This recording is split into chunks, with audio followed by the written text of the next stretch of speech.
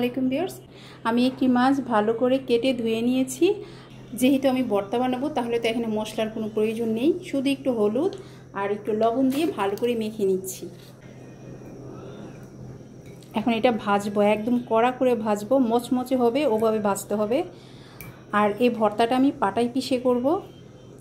আর মচমচে করে ভেজে নিলে ওই ভর্তাটা পাটায় পিষে ছাড়া হয় না। দিয়ে দিব আস্তে আস্তে করে।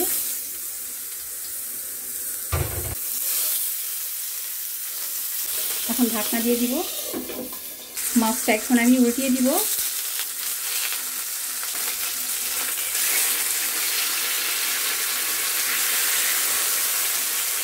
মাছটা উল্টিয়ে দিয়েছি, আবার ঢাকনা দিয়ে দিব। মাছটা এক সাইডে হবে আর এদিকে আমি রসুন আর পেঁয়াজগুলো ভেজে নিব একসাথে। রসুন আর পেঁয়াজগুলো ছড়িয়ে দিব।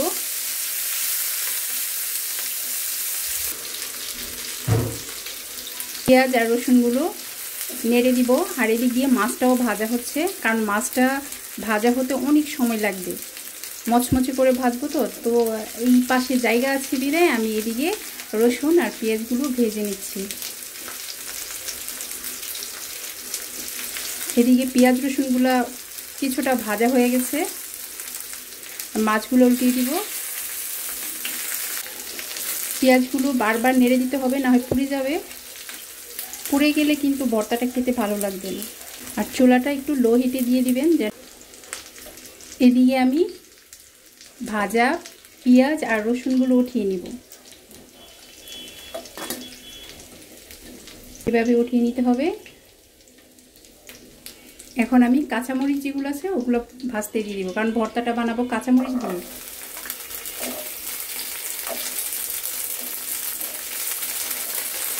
দিয়ে দিয়েছি কাঁচামরিচগুলো।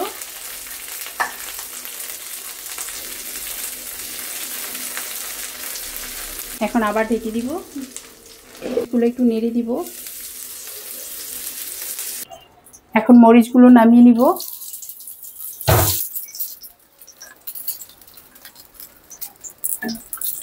মাছটাও ভাজা হয়ে গেছে।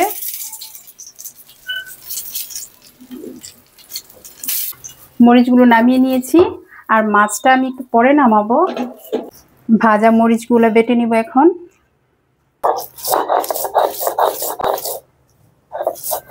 আর এই ভর্তাটা অ্যাকচুয়ালি পাটায় বেটে না করলে ভালো লাগে না, আর কাটা কাটা থেকে যায়, তাই এই ভর্তাটা পাটায় বেটে করতে হয়। আপনারা চাইলে শুকনো মরিচ দিয়েও করতে পারবেন।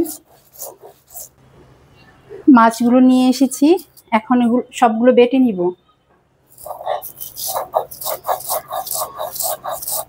একদম এমনভাবে বাটবেন যাতে কোনো কাটা না থাকে। চাইলে মাছের কাঁটাটা ফেলে নিতে পারেন, কিন্তু আমি ফেলে দিব না, আমি পুরোটাই বাটবো।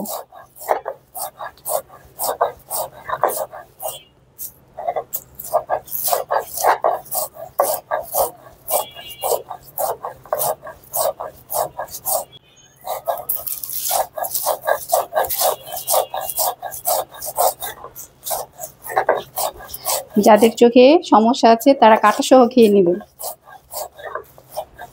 আমার চোখে সমস্যা আছে, তাই আমি একবারে মাছটা কাটা টাটা সহ বেটে নিচ্ছি।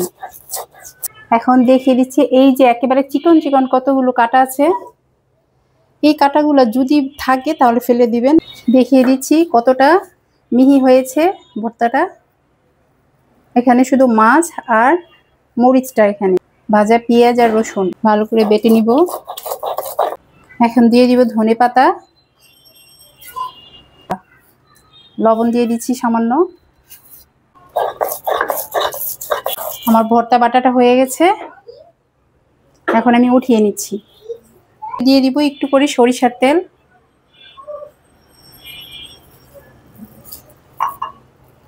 স্বাদটা আর একটু ভালো লাগার জন্য মেখে নিচ্ছি ভালো করে। আমার মাখার স্টাইল দেখে তো বুঝতে পারতেছেন যে আমার হাতে যে কাটা লাগতেছে না।